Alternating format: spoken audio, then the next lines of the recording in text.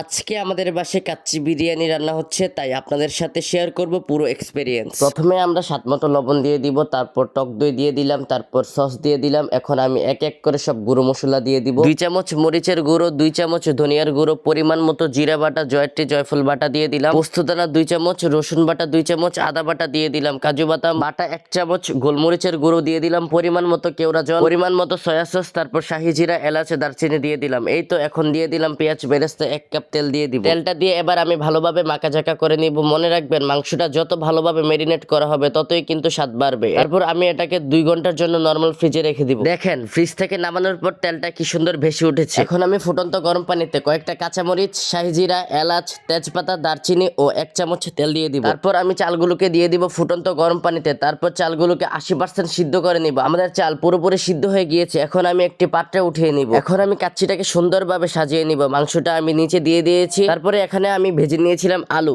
একটু food colour দিয়েছিলাম আলুর মধ্যে। তারপরে এখানে দিয়ে দিলাম একটু গুঁড়ো দুধ। এখন আমি দিয়ে দিব একটু পেঁয়াজ বেরেস্তা। চালগুলো 80% সিদ্ধ হওয়ার পর আমি একটু ছাঁকনি দিয়ে ছেঁকে রেখেছিলাম। তারপর একসাথে একটা লেয়ার করে দিয়ে দিলাম। আর এখানে আমি দুধের সাথে ফুড কালার ও ঘি মিশিয়ে দিয়ে দিলাম। তারপর আবার দিয়ে দিলাম পেঁয়াজ বেরেস্তা। আমি এখানে আবার গুঁড়ো দুধ দিয়ে দিলাম। এভাবে আমি সাজিয়ে নিয়েছিলাম কাচ্চিটা, পাতিল থেকে যাতে বাতাস বের না হতে পারে। এর জন্য আমি আটার ডো করে সাইড দিয়ে লাগিয়ে দিয়েছিলাম। আমি এরকম একটা লোহার তাওয়ায় বসিয়ে দিলাম, ভেতর থেকে কোনো বাতাস বের হতে না পারে সেজন্য এর সিদ্ধতায় লং দিয়ে দিলাম। প্রথম 10 মিনিট চুলা সর্বোচ্চ হিটে জাল করতে হবে, পরবর্তী 50 মিনিট একেবারে লো হিট। এভাবে পুরোপুরি হওয়ার পর প্রায় 1 ঘন্টা রান্না করার পরেও কিন্তু আমি পাত্রটা চুলে বসিয়ে রেখেছিলাম আরো আধা ঘন্টার মতো, যাতে করে কোনো রিস্ক না থাকে, মাংসটা দমে আরো কিছুটা সিদ্ধ হয়ে যেতে পারে। এবার পাত্রের চারপাশে আটা উঠিয়ে নিয়ে বিরিয়ানিটা পরিবেশনের পালা। দেখে নিশ্চয়ই বুঝতে পারছেন বিরিয়ানিটার চালগুলো কতটা ঝরঝরে হয়েছে। মাংস আলু একেবারে সিদ্ধ হয়ে গিয়েছে। তো এখন গরম গরম কাচ্চিটা পরিবেশনের পালা। তো আজকে আমার কাচ্চি বিরিয়ানিটার রেসিপি কেমন লাগলো অবশ্যই কমেন্ট করে জানাবেন এবং লাইক দিয়ে আমাদের পাশে থাকবেন। আপনাদের লাইক এবং কমেন্ট আমাকে অনেক উৎসাহ দেয়। মামা,